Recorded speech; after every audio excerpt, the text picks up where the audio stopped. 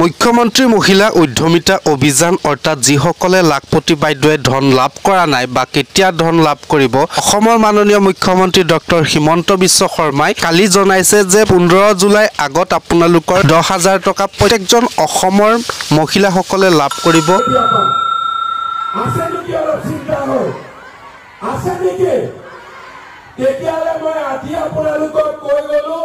July মাহৰ 15 তাৰিখৰ আগতে সকলোৰে ঘৰত অৰুণোদয় ফিটি আৰু সকলোৰে ঘৰত 10,000 টকা আমাৰ মহিলা উদ্যমিতাৰ চেক আমি আহি আপোনালোকক দি থৈ যাম। ভিডিঅ ৰেকৰ্ডিং কৰি দিয়ক, অডিঅ ৰেকৰ্ডিং কৰি দিয়ক।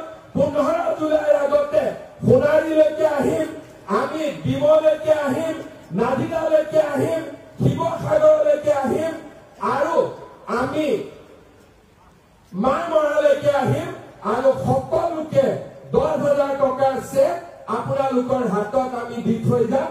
গ্যাৰেণ্টি মই আজি দি